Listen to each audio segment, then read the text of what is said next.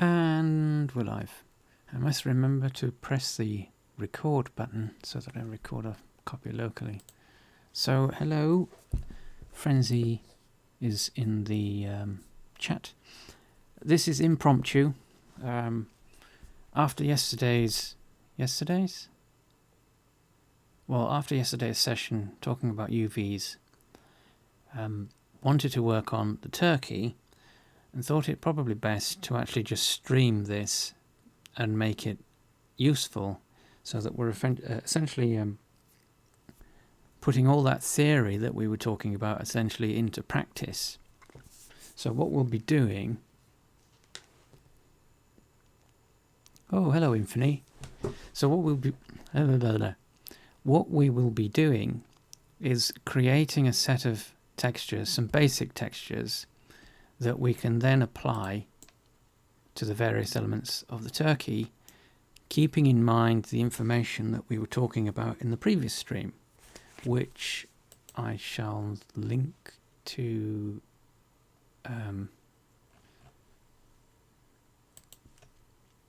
if this doesn't crash.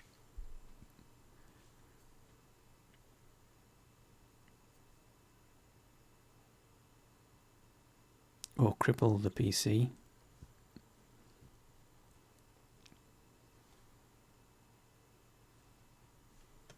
No, I don't want to watch the stream again. Video manager.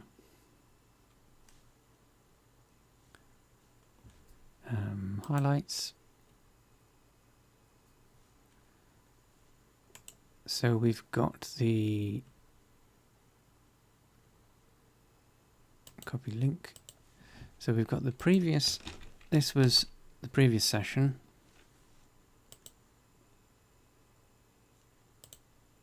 In which we talked about all the UV theory stuff. So we're going to put all of this into practice. Oh, people are snowed in.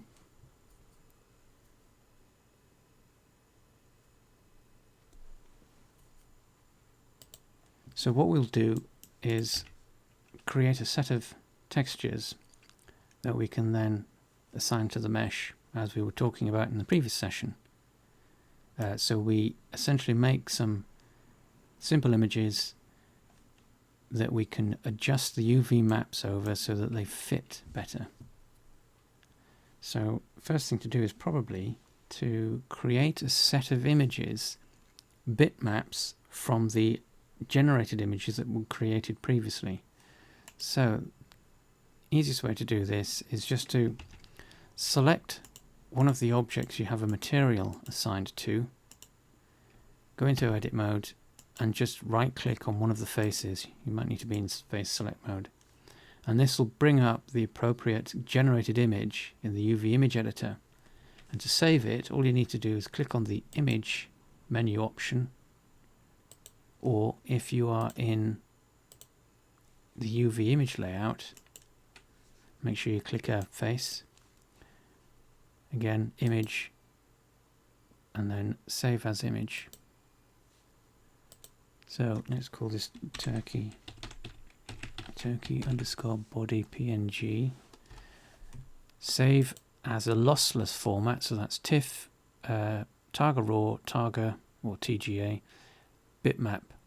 Try and avoid using JPEG because they present compression artifacts, so it's best to avoid those when you're generating images that you're going to use for your models. So Targa RAW, we've changed the file name, save, that's saved one, and then just go over the mesh, save as image, Turkey, and again change the format, save the head, whoops, that's the rivets, the head, image,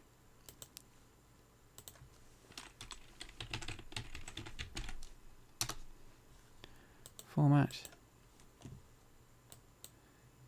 There isn't necessarily a quick way to do this, unfortunately, so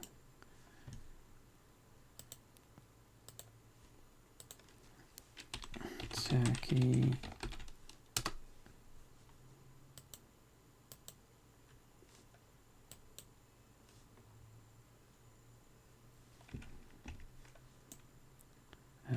so what's left? Feet.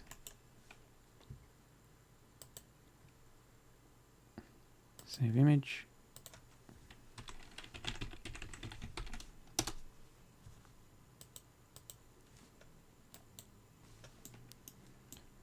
The tail.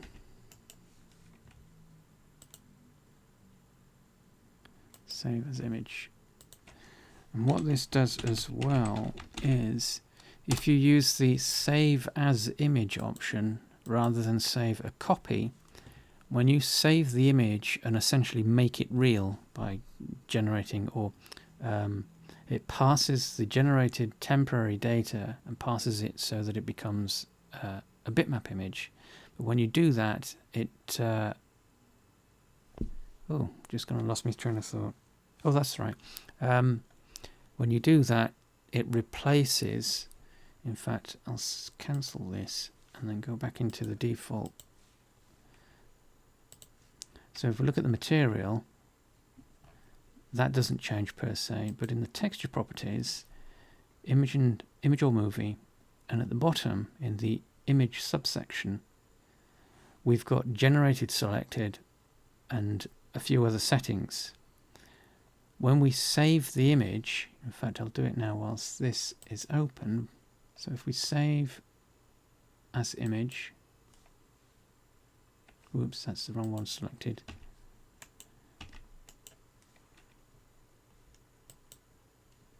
Save as image. Turkey tail JPEG Targa. Save. It changes the properties that are associated with the texture and loads the image, the actual bitmap that's just been saved, as the source.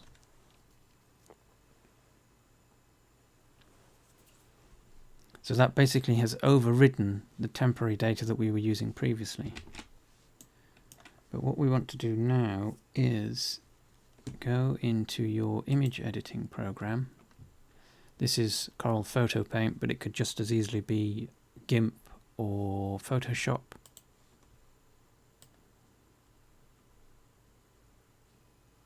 And you want to drop your images that you've just saved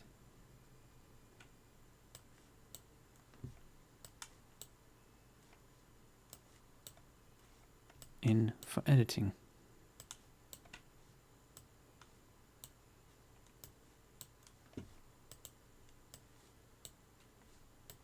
So we've got a set of images. Whoops.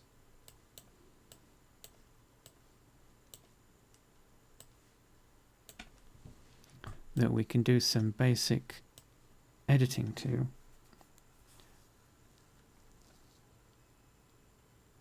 And so that we can, one of the things that we want to do first actually, before we do anything major in terms of texturing, is because the thing is made from boxes, cubes, it's, oh, it's Blender, oh, there we go. Because it's a box, it's sometimes difficult to determine which way up the texture is. So a quick way to assess that, so we want body, is just drop in something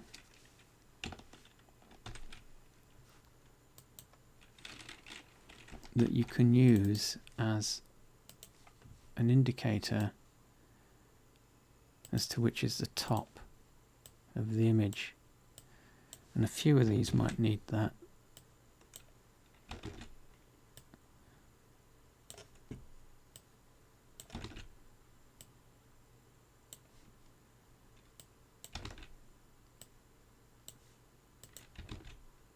In fact, you might as well just put them in, whoops, put it in all of them.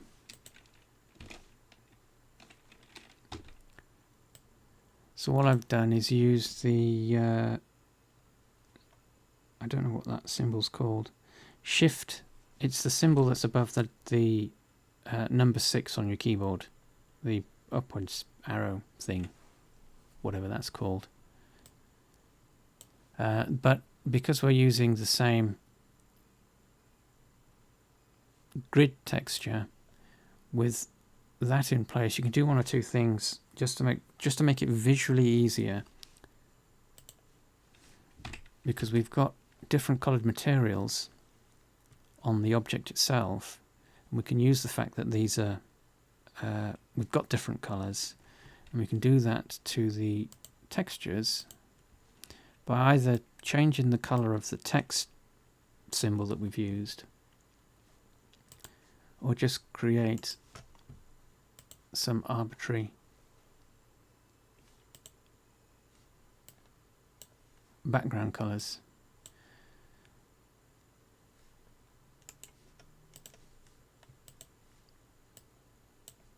Ooh, and that's not going to show, so let's do a darker yellow.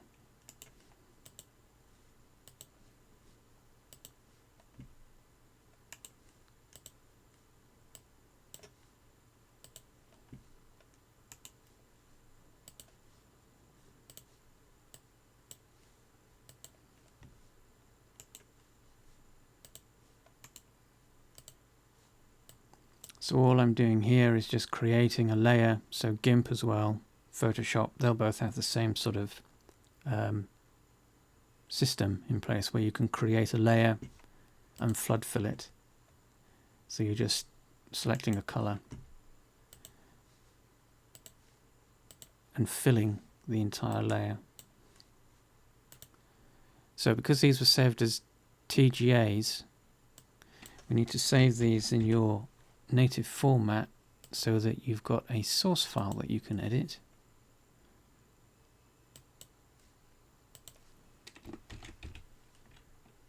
Which also means that you've always got a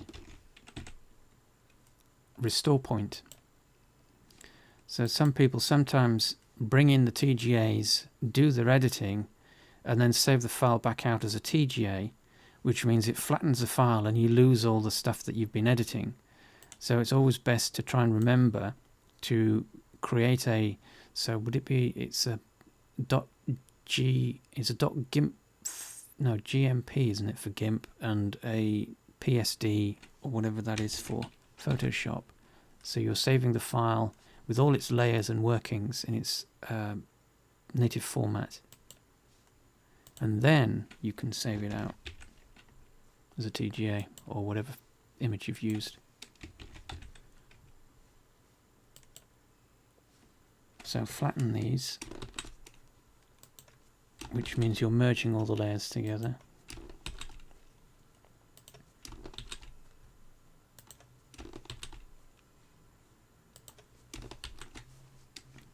And then resave them as TGA. And for GIMP, I think you have to export the images rather than just save as. In Corel, you can just save as, and it gives you a similar sort of option set as exporting. And this will give us a warning because we're saving over the images that we created earlier. So we want to say yes. Let's close that. Yep. Okay. Yep. Okay, so close those two.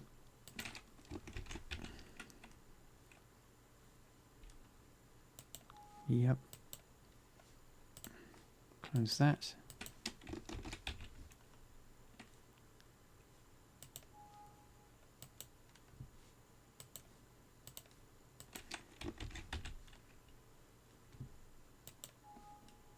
Yep. And that's that one done. So what we can do now is refresh, and that'll load in very bright pink. But we can refresh each of these. So we're selecting the object and then clicking the double circular arrow underneath the texture properties, and that refreshes the previously saved images as checker without us having to do much else.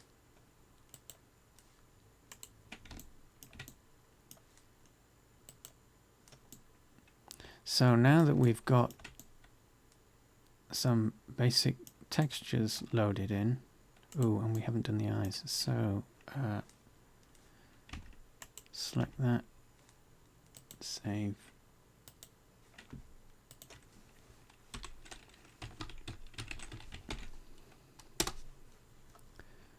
Target raw, save.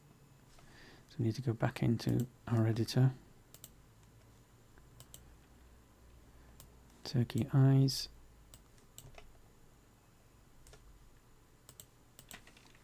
We need the symbol.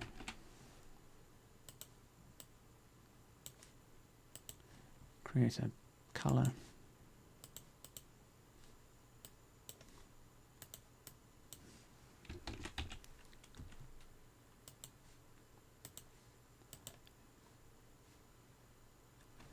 Flatten.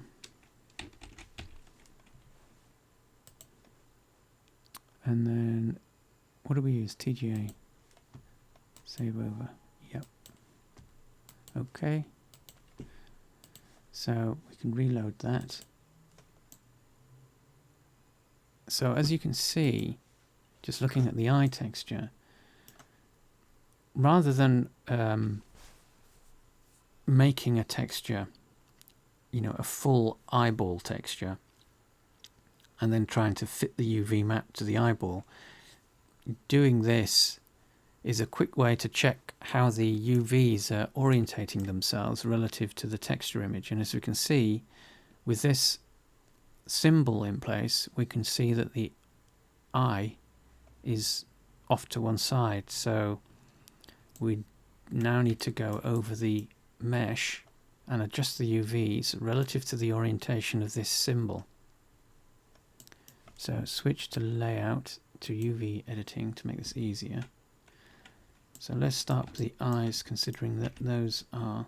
Oh, in fact, actually, before we do this,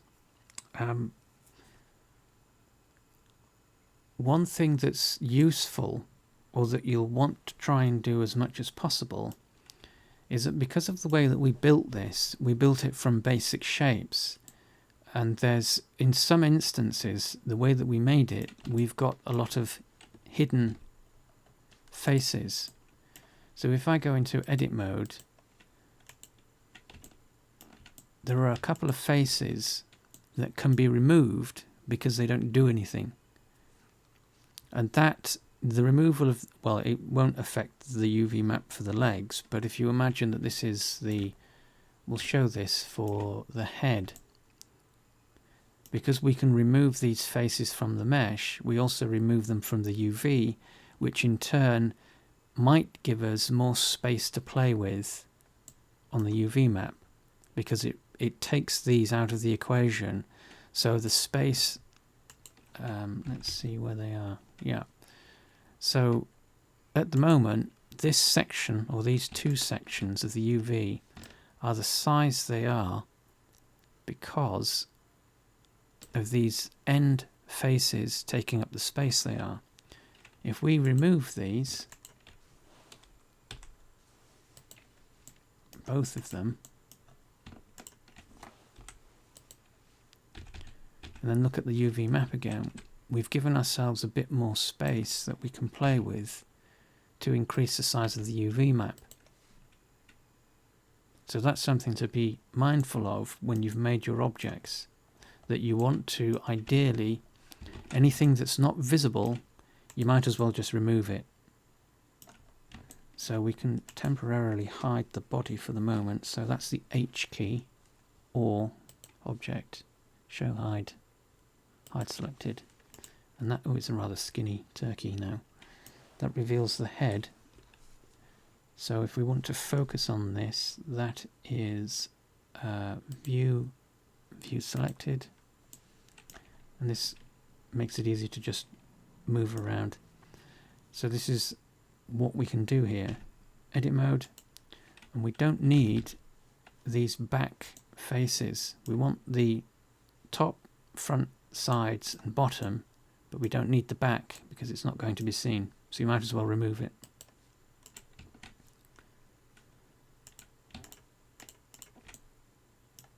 So just shift right click, select them,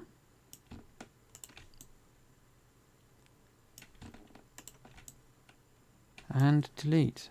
Or what an alternative is just separate them, which is the P key, P for Peter, and you'll get this menu. You want selection. That creates a separate object which you can then just move to another layer. Press the M key, M for Marty.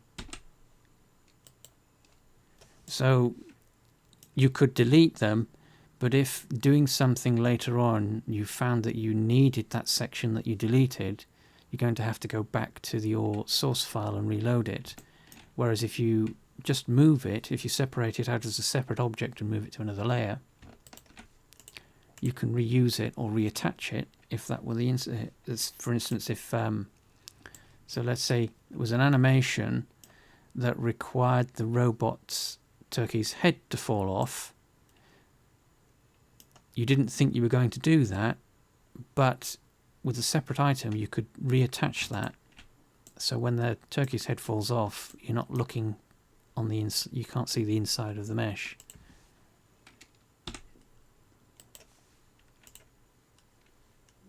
So let's hide that layer. So we've got rid of that. It's the same with the beak. So select that back face. We don't need that. And again, unless you're doing something, an animation where the beak falls off. So P, separate, move that to our junk layer, and the same for the back of the eyes.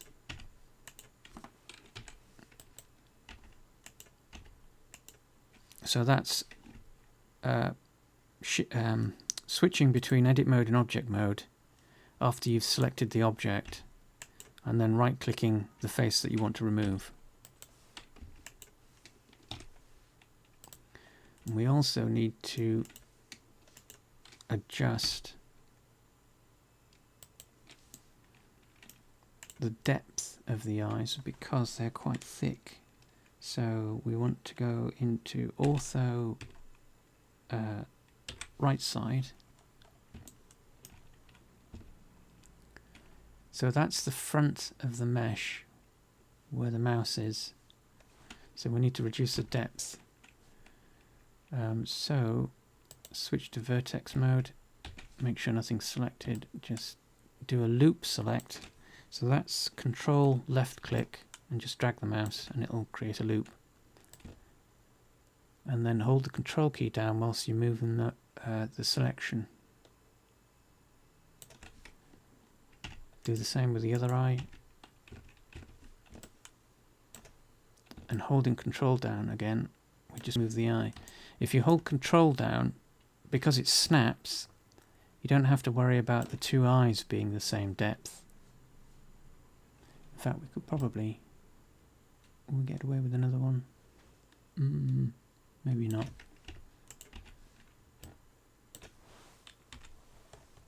So we've reduced the depth of the eyes. Right, so is that it? Oh no, there's this gobble bit, whatever these are called. Need to remove the top. Oops, we're in vertex select mode. Switch to face. And detach. And move. And this also helps with the way the mesh smooths.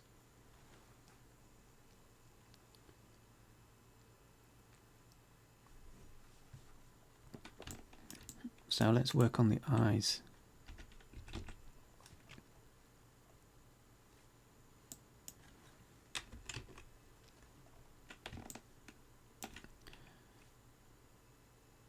Right, so what we need to do is redo the UV maps. So make sure everything is selected, and then either with the mouse over the 3D view press the U key to bring up the UV UV menu, or with the mouse over the image editor, just press the E key, E for Edward, and that'll redo the UV map. And what we want to do here is scale the... Where's the cursor gone? So press the N key. This opens up the properties panel for the UV image editor, where you can set the position of the cursor, which is this set of properties down here. 0, oh there it is, and 0. So that's now bottom left. And we can use this if we change the focus to, the pivot to 2D cursor. That's what that is. Press the S key, it scales relative to that corner. We might need to give ourselves a bit of room. Rotate. Right, so we don't want to rotate around the pivot, so we can switch back to bounding box. So press the R key, so it's the other way, and that is about there. Press the G key and position, and then right select the edge and just move that down, essentially out of the way. So with this being an eye texture, depending on what you do, so if there's a black iris in the middle and the rest of this is white, by moving this section of the UV, which is the outer edge, which is this section, by moving that down to the bottom, you're essentially making sure that this is just white.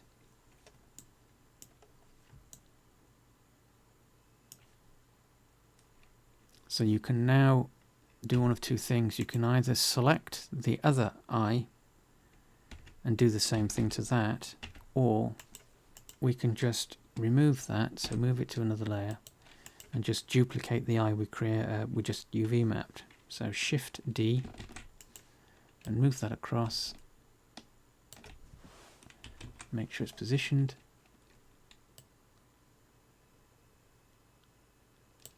And that ensures both eyes use exactly the same texture and the UVs are exactly the same. So if you put the, essentially if the yellow V was where the black iris is, the turkey would look as if it's looking upwards.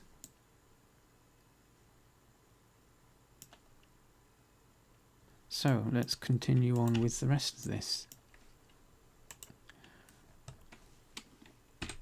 Whoops. So we want to move that V so it points forward. So we want to select the faces on top. And of course, now that we've removed this section at the back, we don't need to, well, we can't select anything there. There's nothing to select. And again, redo the UV map. So press the E key with the cursor over the image editor. We might need to, we can change the behavior essentially of the UVs and the way that the thing unwraps. As immediately after you've pressed the U key or E key, you get these options bottom left here. This is actually the tool shelf of the 3D view. So the screen is split in two. We've got the UV image editor on the left and the 3D view on the right.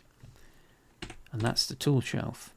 So this set of properties appear, and this changes the behavior of the UV. For something as formal as this, you might want to switch it to conformal, and it'll fit more or less into the image space that we've got. We also need to double check that we have snap to pixels on, which we do. So we need that V at the front there, so select the UVs. Incidentally, selecting UVs, we've got different options in the same way that we have with faces. So in the same way that we have face select, we have face select here. We have edges, vertices, vertices.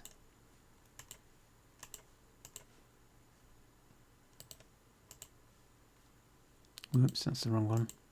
So we have edges. But with UVs, we have this special one called islands, which is not present in the 3D view. And this allows us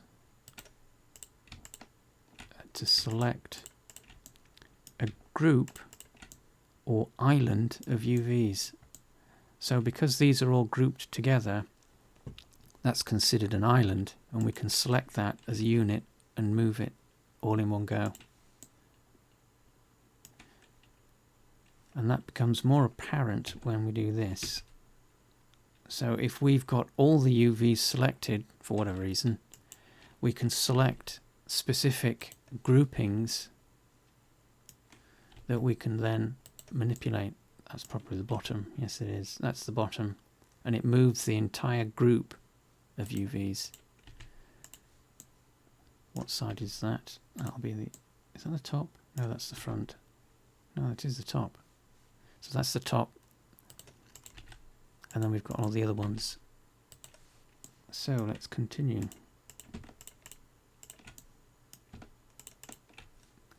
Press the E key, and we want to rotate this, so make sure we've selected, press the R key, rotate, and we can zoom into the UV with our mouse button scrolling up or down, or we can use the numpad keys, the plus and minus, to zoom in or out. And then just press the G key and position the UVs at the corners. Not at the corners, at the edges. We want to adjust these so that they fit exactly within the space that we've got. So we've got a couple of pixels available that we can use there, but we need to double check that that's the same all the way down. It's not. So even though we've got islands selected, we still can select vertices, but we have to do it a slightly different way.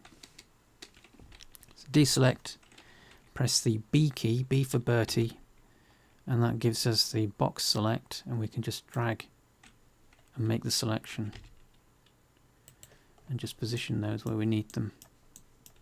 Same at the top, so press the A key to deselect anything that we've previously selected, B, and there we go. So we need to do this to the rest of the front.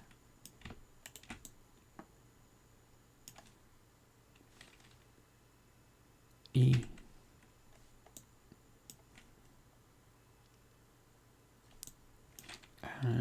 So what we want to do with this is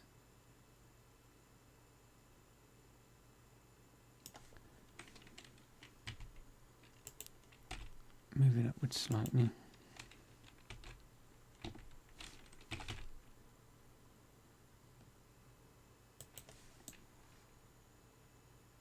No, in fact, actually, let's not do that. So press the E key, remap.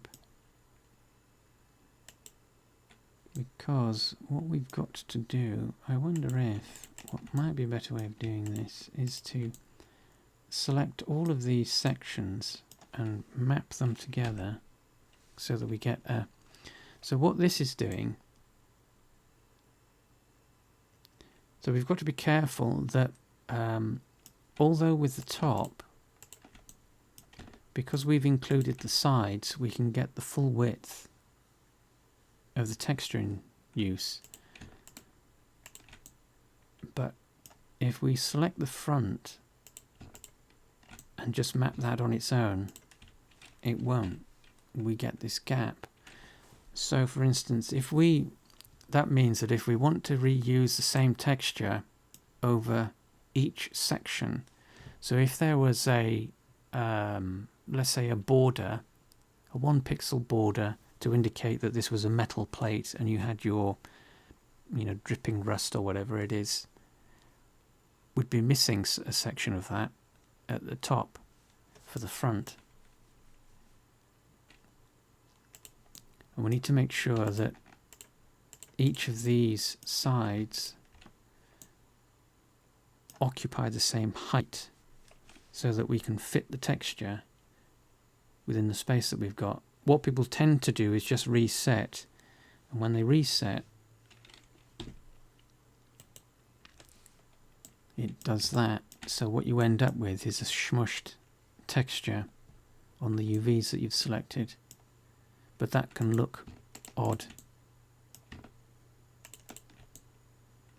So let's just do that, and then what we can do is, using the cursor again,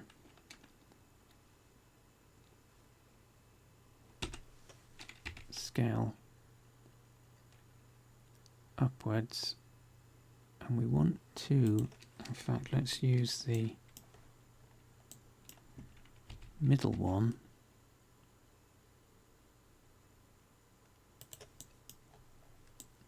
So what we want to do is make sure that the middle set of UVs, which is the front face, occupy the full width of the image. So we've gone over a little bit there, so we can resize that.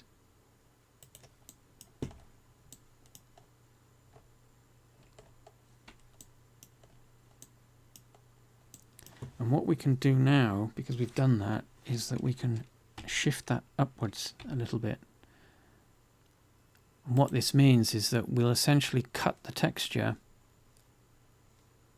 from top, we'll miss out the top and the bottom of the texture. So if the black edge that indicates that this is a metal plate is there, by doing that, we're then relying on the edge that's present with this section of the UVs to indicate our plate, our metal plate. But when that UV's gone a bit wonky, so adjust that. Whoops. And that one's okay. That one's okay.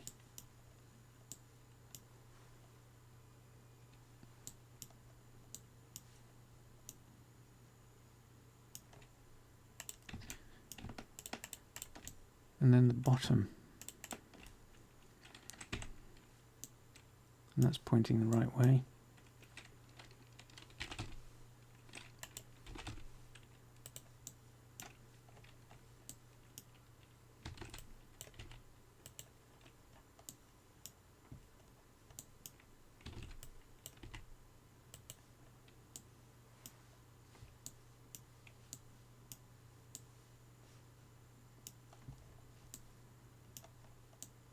Okay. Yep.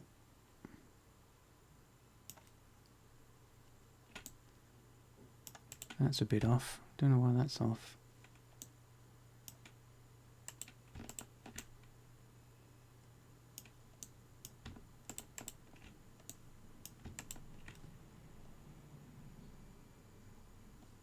Oh, it's because the V's off. That's okay. Let's unhide the body, do the same thing to that.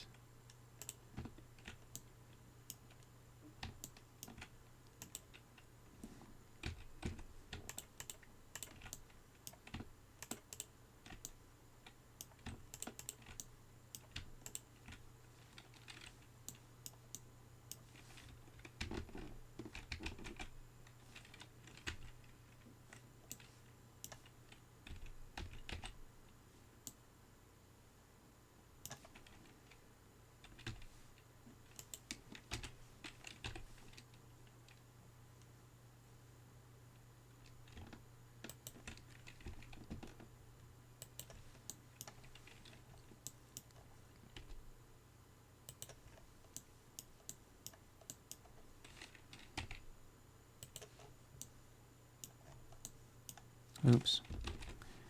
So quick shortcut to use to enable the pivot point, which is the cursor, is to press the full stop or period key.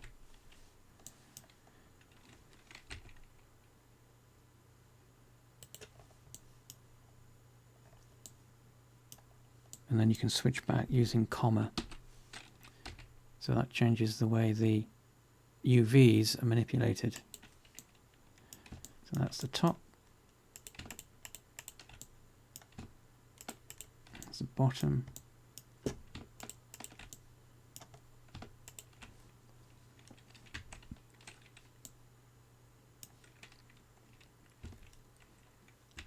Whoops.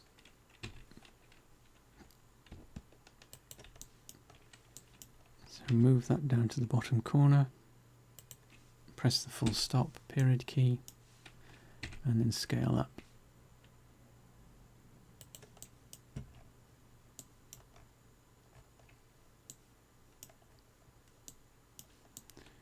And then do the same that we did. Well, no, actually we don't want to do the same as we did before with this. We want to unwrap these separately. So, but what we can do, so that's that side, that's that side. Which way is the... So we need to flip these upside down. Is that... There we go, so flip that upside down. It's used the pivot point, which is fine. Just move that back up there. And do the back.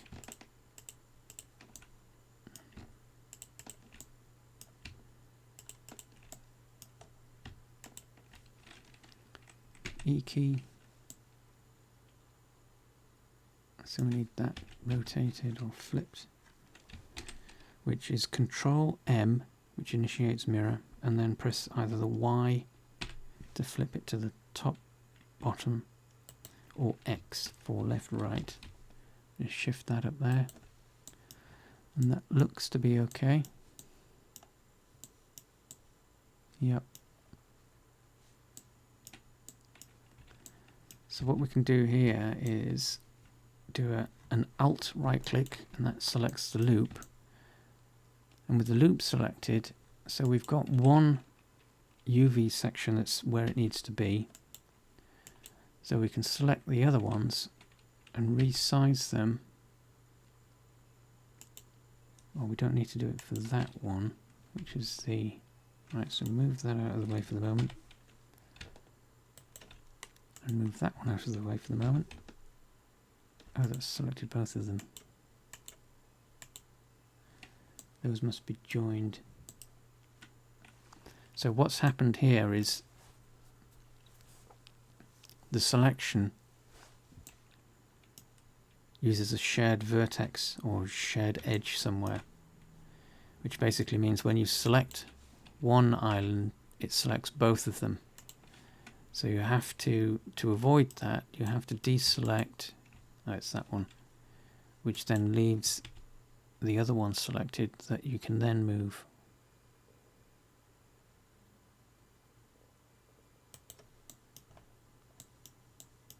Want to make sure that they're both the same height and the vertices are in the same position.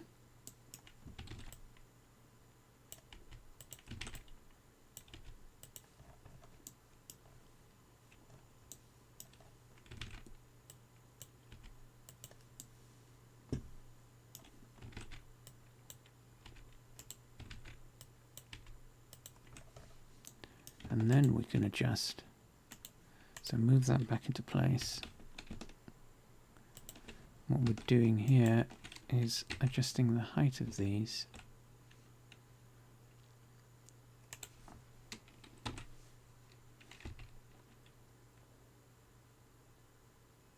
So they're the same as the other elements. Let's make a minor adjustment to that.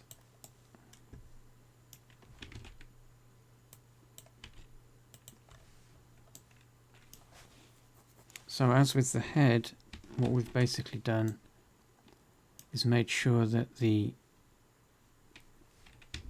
sides, that's the front, back, left, right, they're all the same height, so that we're relying on the metal panel effect in the texture. We're relying on that coming from the top and the bottom selection.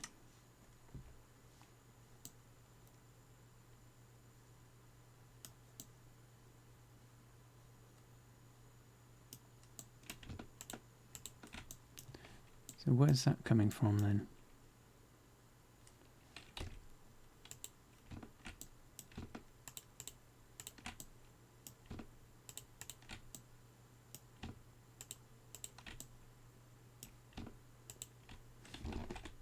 Oh right, so let's redo that UV. Looks like it missed that.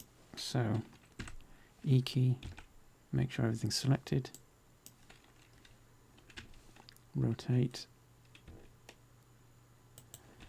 Press the S key, scale outwards.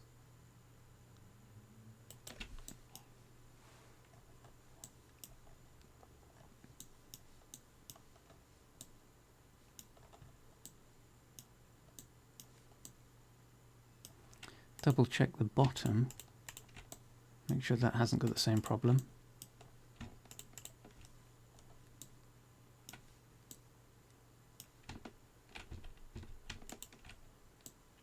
And it's often useful to toggle, that's the Z key, between the various display modes. So you've got wireframe, solid, which is Z, and then if you do Alt Z, you switch between textured mode and solid mode. And that just makes it easier sometimes to make selections.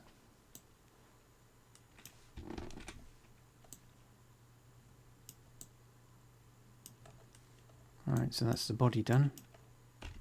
Let's do the beak.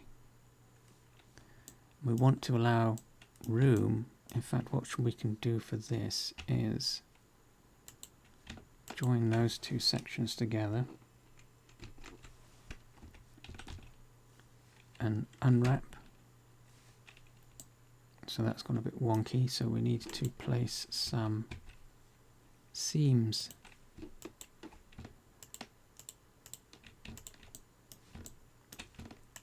So shift right click, shift right click,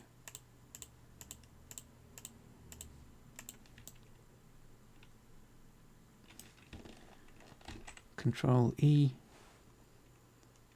mark seam, and then we should be able to do that properly. Yeah. So we've got the top. Let's double check. Yep, that's the top.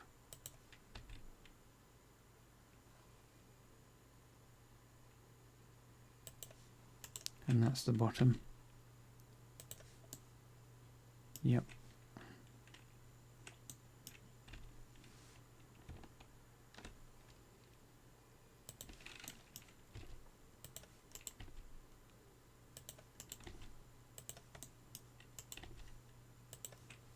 So let's make these a bit bigger. So scale them out.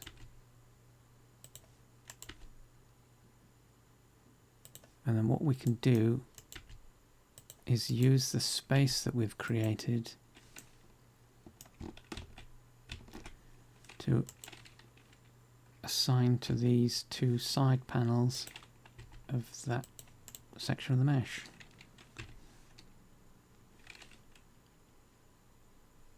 Using that back edge as our orientation for the UVs. So can we fit that? No, I don't think we'll fit that in there.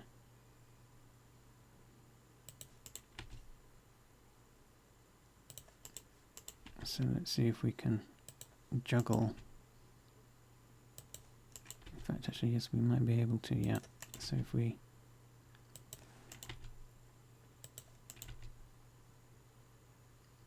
allow ourselves room for this final section,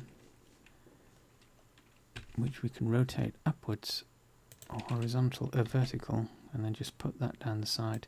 This doesn't matter so much because although it's visible, it's not very detailed. But for this, we'd need to export the UV map for this, because it's not a simple case of swapping out the textures as it is for the body and the head. So for that, select everything, that's the A key, and then in the UV menu, export UV segment layout, and this will only save it as PNG. There are a couple of other options. You can change the size of the texture if you want, and you can change whether opacity, so that's whether it's completely transparent or completely solid.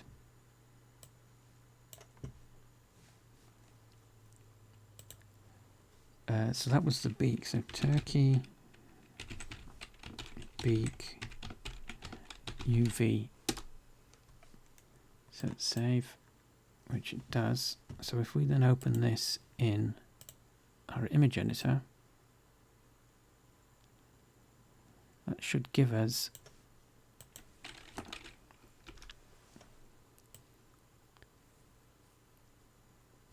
if I can find it. There it is.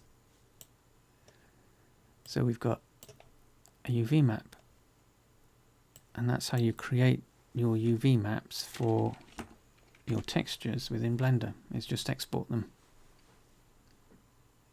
And that's the same size. So if I close that temporarily, and that is the same size as Turkey beak. So that UV map, the area that it occupies is exactly the same as the texture, so it fits in perfectly.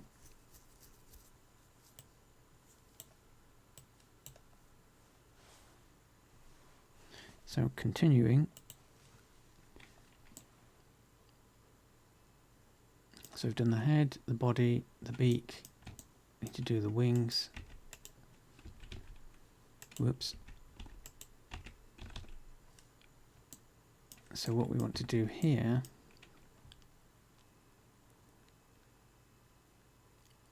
right, so the simplest thing for this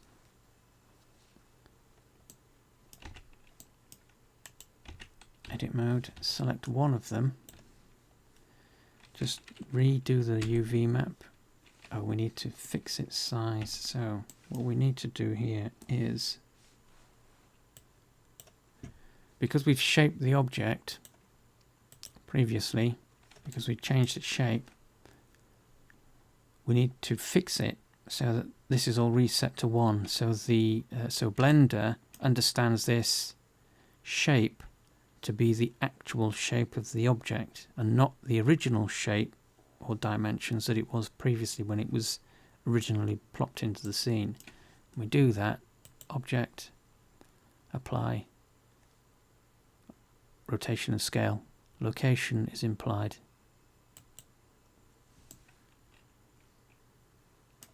And that's reset everything dimension wise and scale to 1.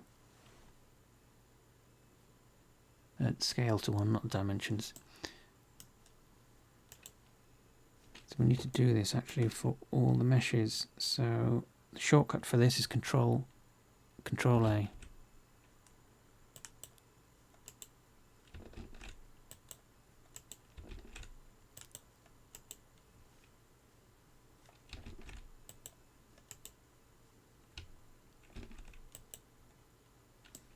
And then the tail. But this also, keep in mind that this also fixes any angles. So this is tilted or angled. So if we were to fix its orientation there, we've tilted it by 20 odd degrees. So it's now essentially reset, so its orientation is true so far as Blender understands it. So let me just undo that. So that is the object's orientation is zeroed, but the mesh itself is still retains the angle that it was manipulated into. So now we should be able to continue with the UVs. Select one half.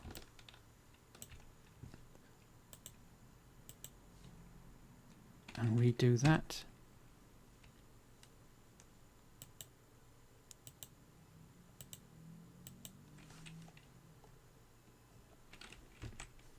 Odd.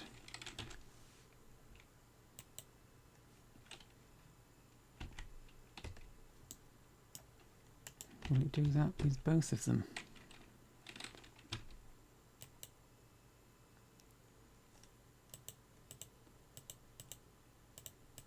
That's odd. It's doing something peculiar. Because what it should be doing is rejigging or rebuilding the UV map, but it's not doing that. So I'm not quite sure what's going on there. Let me just double check.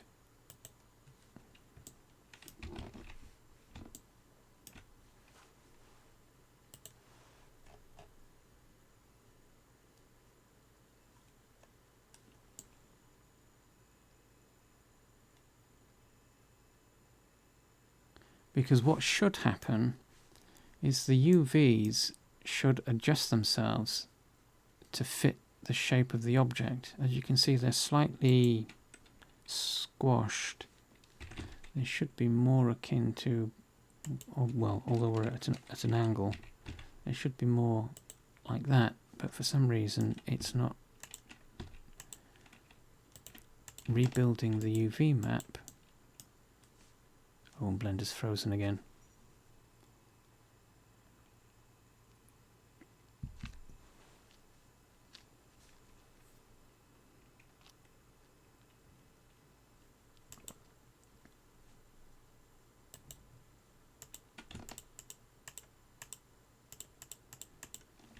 Let's try that.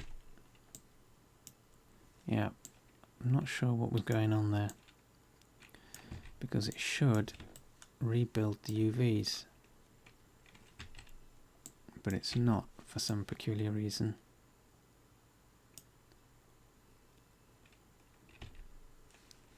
So have we got seams assigned to this? No. So let's assign some seams.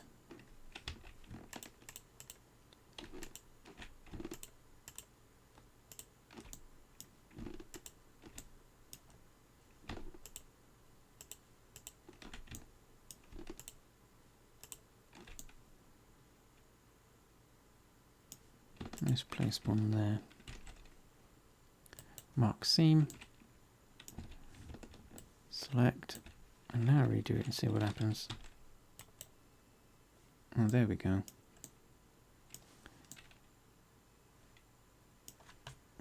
So what we can do here is similar to what we did with the eyes.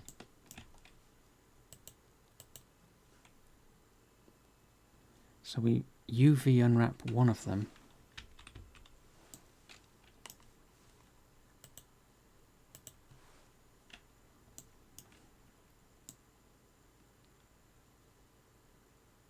And because we can't see the inside of the wing, what we can do is just overlay that. Let me just double check where's the... So that's the outside, yeah, and that's the inside. So we want to drop this, the inside, on top of the outside, so that they both occupy the same UV space.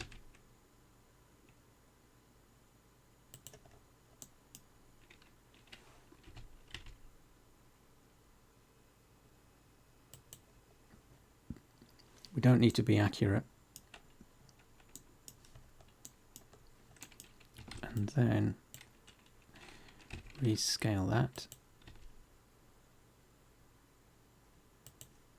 Leave room for that.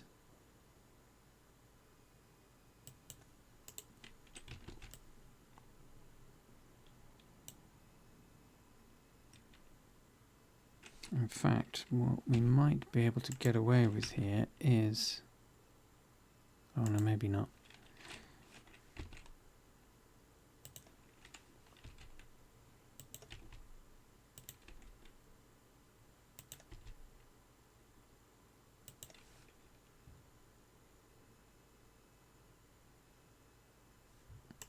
Because what we want to do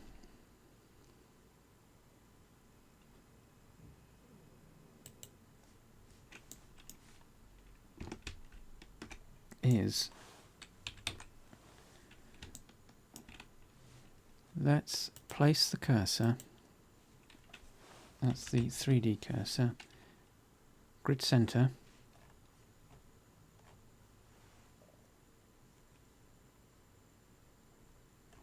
Where's cursor properties display? Oh no, there it is.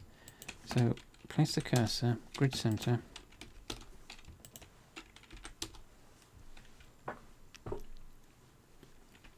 Exit edit mode.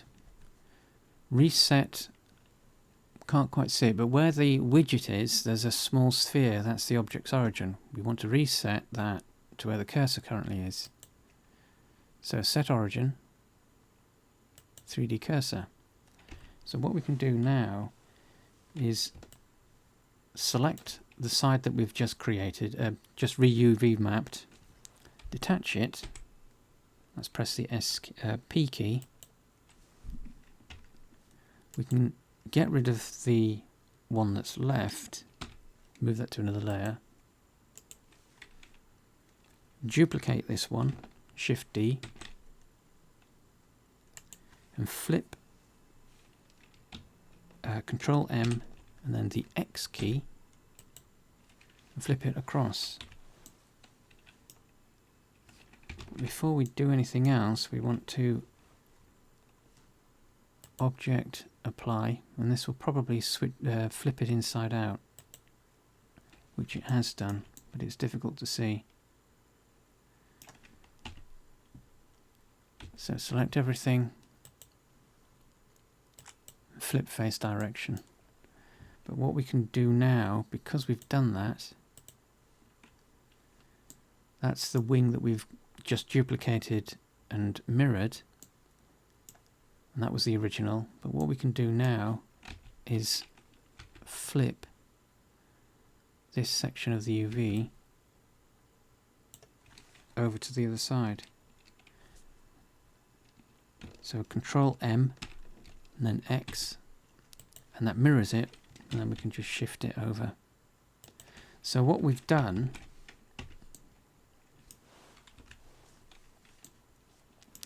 the wing, or the outside of the wing, whoops, these sections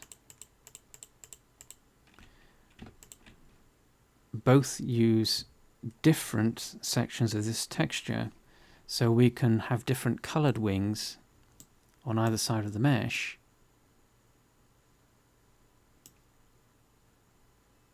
while still using the same edge detail. Or what we can do now is, because we've done that, we can join them together so that we can deal with them as a single object. So that's Shift right click both of them and then press Control J, that joins them. Edit mode so that we can see both, and then we can just adjust the placement of some of the sections of the UV to give us room to play with if we wanted completely unique textures. Whoops.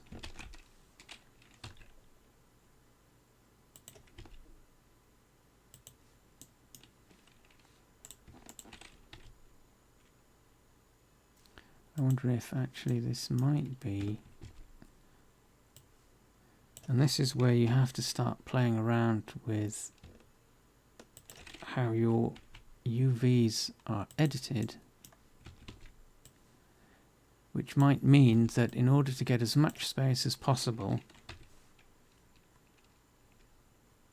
being used, like that, we can't fit all of that. So it might mean changing the orientation of some of the sections so that we can use as much space as possible, but whilst leaving room for other elements. So what we can do with these is just make them vertical and just fit them in the edge there.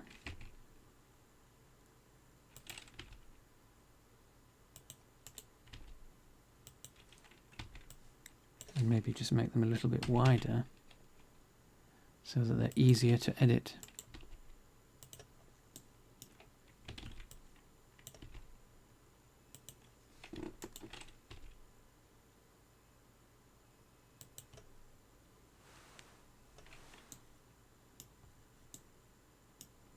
But with this again, we need to save the UV map that we've created.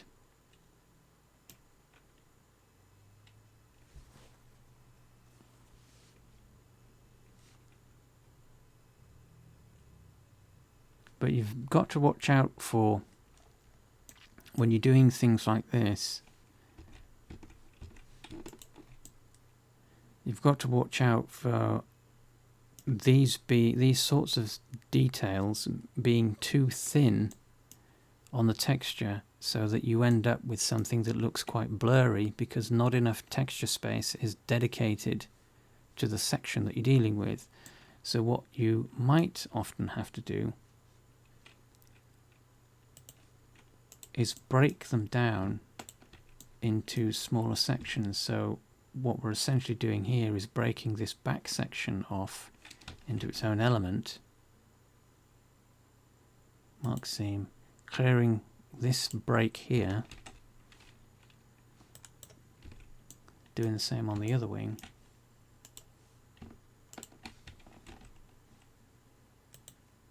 Clearing that.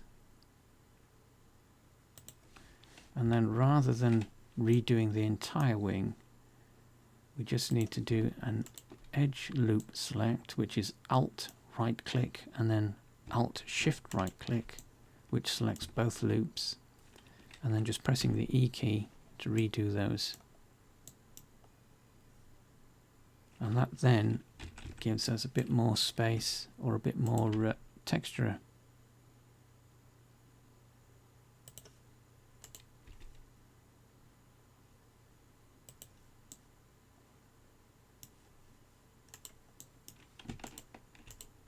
But this is what UV mapping is. It's trying to get as much space as you can used whilst fitting everything in place. So that's not going to fit. So what if we turn that way? But unfortunately this then means that things like this then become tricky for people to derive from.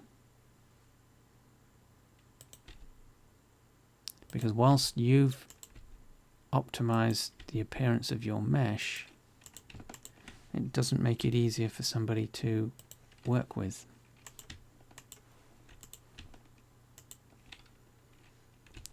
But you have to compromise sometimes.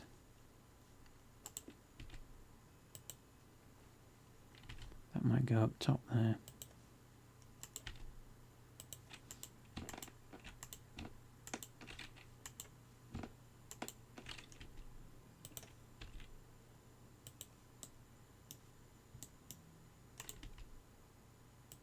Or alternatively, what we could do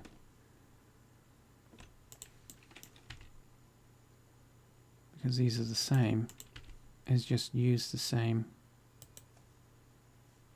sections. But of course this means that you can't, so if one wing was orange and the other was blue, the deriver wouldn't be able to change the colours of the edges to match.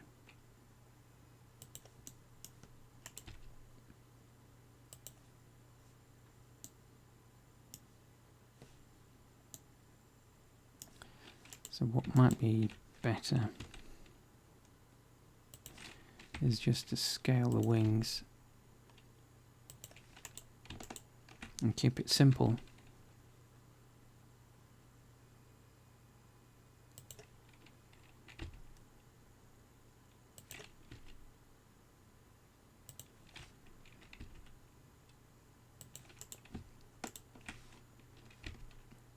But again, compromise is that we've now got quite a lot of wasted space. So this is one of the big troubles, or the big challenges I should say, unwrapping things, which is what we were talking about in the previous stream, is that when you have simple shapes, it's relatively straightforward to UV map. When you've got complicated shapes, it starts to become much more challenging because you're trying to fit as much texture space across the mesh as possible, but making it easy for drivers. But in doing that, for instance, with these wings, the easy option is just to do this, where we've orientated the wings so that they are essentially upright. But in doing that, we've got a lot of wasted space. So those are some of the challenges that that you've always got when you're UV mapping something like this. Even though this is a relatively simple object made from simple shapes, it still presents us with some complications. So what I'll do, I'll save the file so we have a copy of this. Save as 12 and then save. And then we'll call it quits for now. So, but that's some of the practical stuff that not the practical, some of the theory stuff that we were talking about in the previous stream, put into actual practice in terms of how you actually apply it to an object, or to a turkey in this instance, and how it all relates to the textures that you're using, and that it's not always as simple as just what most people do is just a reset, which literally does what it says on the tin. It resets the texture so the entire texture might be squashed into a single face, which is not really what you want to be doing. But to do it properly takes a bit of time. There are no shortcuts. And on that note, we'll call it quits for now. Until next time. I'll probably have this done, completed by then, because what we might do next with this is to turn it into a furniture item, an animated, simple animated furniture item. Alright, until next time.